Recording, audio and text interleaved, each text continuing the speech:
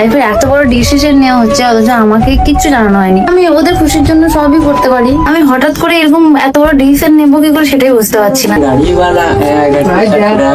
আমার খুব কষ্ট হচ্ছে, আমার মনের কথাটা কেউ বুঝতে পারছে না আমি কি চাই।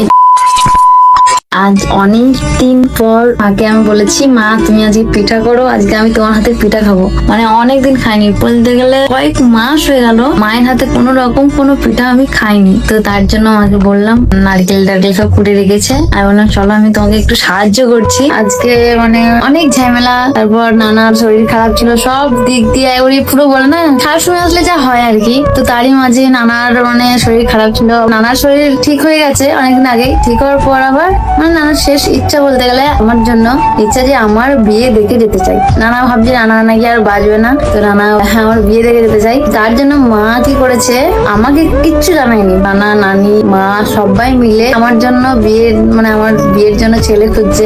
আমাকে একবার সেটা শোনায়নি, কিচ্ছু করেনি। হঠাৎ করে মানে বাইরে গেছিলাম, প্রতিদিন বেরোই বাজারে যাই, তো বাইরে গেছিলাম, বাইরে গিয়ে যখন বাড়ি এসছি আমার মা বলছে তাড়াতাড়ি রেডি হও, এই জামাগুলো খোল, একটা চুড়িদার পর দিয়ে রেডি হও। আমি বলছি কেন কেন রেডি হবো কেন? রেডি হওয়া একজন আসছে। আমি কে আসছে? আমি ভাবলাম তার মনে মনে হয়তো কোনো চেনা কেউ রিলেটিভ কেউ আসছে। তো যখন এসছি এখানে তখন পর্যন্ত আমি জানি না যে আমাকে আসলে দেখতে এসছে, জানিস? ও ভাবছে যে আমার কোনো রিলেটিভ, আমি ভাবছি সে, মানে আমি তো চিনতে পারছি না কে ভাই না। হঠাৎ করে যখন তারপর আমি দেখলো, আমি তো কিছু তারপরও কিছু বুঝলাম না, আমাকে দেখলো আমি ওদেরকে দেখলাম, আমি তো নর্মাল ভাবে কথা বলছিলাম, আমি জানি না যে কেউ আমাকে ওরকম কারণে এসছে বা কিছু, আমাকে তো কিছু জানানো হয়নি। মানে লাইফের এত বড় ডিসিশন নেওয়া হচ্ছে অথচ আমাকে কিচ্ছু জানানো হয়নি। একবার জানাতে পারতো, আমি যদিও ওদের বিরুদ্ধে কোনো কিছু যাব না বা কিছু করবো না, ওরা যদি আমাকে একটা কান্নার সঙ্গে বিয়ে দেয় আমি সেটাও করে নেবো, কিন্তু আমাকে তো একবার যদি শোনাতো। তো যখন জিনিসটা হলো, আমাকে দেখলো, সবকিছু ঠিক আছে, আমি তখনও বুঝতে পারিনি, ভাইও বুঝতে পারিনি, আমরা জাস্ট এমনি কিছু কারণে নানাকে দেখতে এসেছে। তো তারপর যখন চলে গেল আমার হাতে দেখছি টাকা দিয়ে গেল, আমি বলছি ভাই আমাকে টাকা কেন দিচ্ছে? তো মনে মনে খুশি হচ্ছে টাকা দিয়েছে মানে, কিন্তু কারণটা তো বুঝতে পারিনি যে কি কারণে টাকা দিয়ে গেল। তো আমাকে টাকা দিয়ে গেল, টাকাটা নিয়ে আমি আর ভাই প্ল্যান করলাম, ও 500 আমি 500, মানে 1000 টাকা দিয়েছিল। তারপর আমাকে নানি বলছে যে ছেলেটা কেমন লাগলো, ছেলেটা কেমন লাগলো মানে কোন ছেলেটা কেমন লাগলো? তো যে দুটো ছেলে এসেছিল না কালো কালারের জামা পড়েছিল সেই ছেলেটা।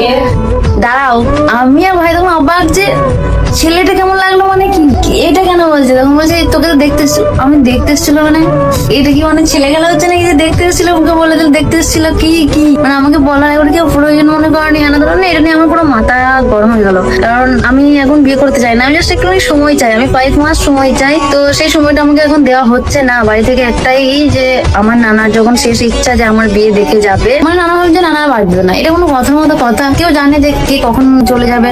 নানাকে বললাম তুমি আমাকে আর কয়েক মাস সময় দাও, কয়েক মাস আমি শুধু সময় চেয়েছে যাচ্ছি, কারণ আমি এখন চাইছি না বিয়ে করতে। কি বলবো, আমি বলে কাউকে বোঝাতে পারছি না, আমি ঘরের লোককে বোঝাতে পারছি না, আমি কাউকে বোঝাতে পারছি, কাউকে না। তো আসল কথা হলো আমাকে দেখতে এসেছিল, দেখেও গেছে, তাদের মেবি আমার মতো মেয়েকে পছন্দ হবে বলে মনে হয় না, মারাই জানে, আমি কিছু জিজ্ঞেস করিনি। আমাকে মা বললো দেখলেই তো আর বিয়ে হয়ে যায় না, মানে মা নানি আমাকে বোঝাচ্ছিল যে দেখলেই তো আর বিয়ে হয়ে যায় না, এরকম কথা তো আমি শুনেছি অনেক, তো সবার তো বিয়ে হয়ে গিয়ে যায়। আমার বোনকেও বলেছিল, মানে আমার বরাবর মেয়েকে বলেছিল দেখলেই কি আর বিয়ে হয়ে যায় না, কিনে দেখতে এসেছিল ব্যাস বিয়ে ঠিক হয়ে গেল, বিয়ে গেল।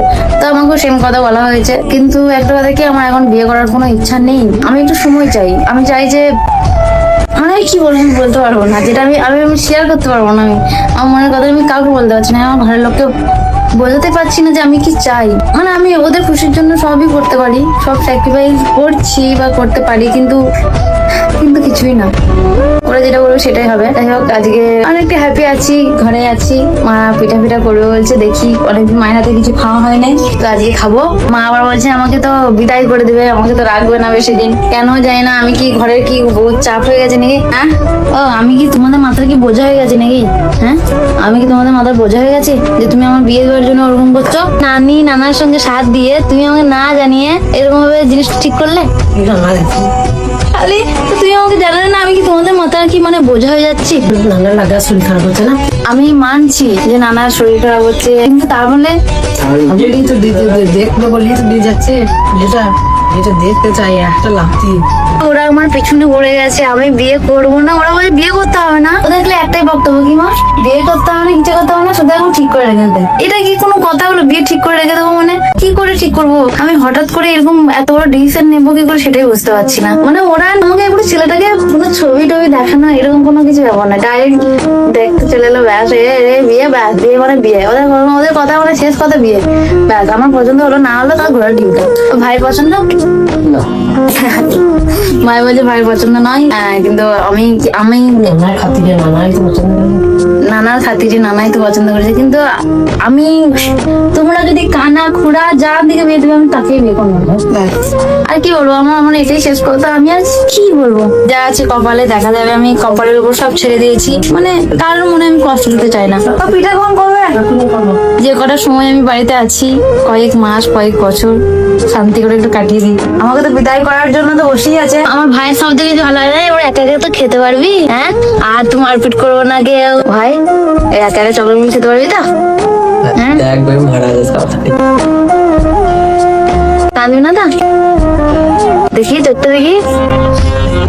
আমার কাছে রেখে দেবো, খালি নানা নানিকে একবার দেখিয়ে দেওয়া দেয়, সবটা পূরণ করে দেয়। তো নানা বেশি তোর সঙ্গে মরে যাচ্ছে। তাহলে আমাদের আমাকে মিস করবি না? আমার সঙ্গে সবসময় ঝগড়া করে, আমি যখন থাকবো না, যখন আমি থাকবো না, তখন আমার মর্মটা বুঝতে পারবি যে হ্যাঁ বোনি কি জিনিস ছিল। তখন কাঁদি না, আমার বেশ হয় কাঁদলে আমি কান মাথা মেঘবো। আজ তো ডিজে লাগছে কেমন করবে? হ্যাঁ হ্যাঁ, তা তো নাচবি। ছেলেকে ড্রেস করবে, ড্রেসটা দিয়ে কতটা মনে রাখবি, কতটা এই দেখ এখানে সবাই আমার আর একটা ফ্যামিলি সাক্ষী আছে, তোমরা সাক্ষী আছে। ভাই আমাকে এই কথাটা বললো, আমার বিয়ে যখন হবে ও তখন, মানে আমি যখন বিদায় নেবো ঘর থেকে, তখন ডিজে বাজিয়ে নাচবে। আর যদি সেটা না হয়েছে, যদি কেঁদেছিস গলাটা টিপে বের দেবো আমি। ওই দিন তখন বলবো তোমরা এই ব্লগটা বের করবো, আর এই যে যারা সাক্ষী আছে তাদেরকে ডেকে আনবো, বলবো হয়তো কান চোখে দিলে হলো। ভাই কি গানটা করবে? আমি বলছি উনি বলবে ধুম মাচানে বুনি পালাচ্ছে ধুম মেলাটা গাড়িওয়ালা রানী কতগুলো গান করে আর গানটা দেবো। আমার বাড়ির সব লোক পিছনে লেগেছে আমাকে এখান থেকে বিদায় করার জন্য। কেন মা, কেন? তো পিছনে আমার খুব কষ্ট হচ্ছে, আমি তোমাকে বলে বোঝাতে পারছি না, আমার খুব কষ্ট হচ্ছে। আমার মনের কথাটা কেউ বুঝতে পারছে না, আমি কি চাই।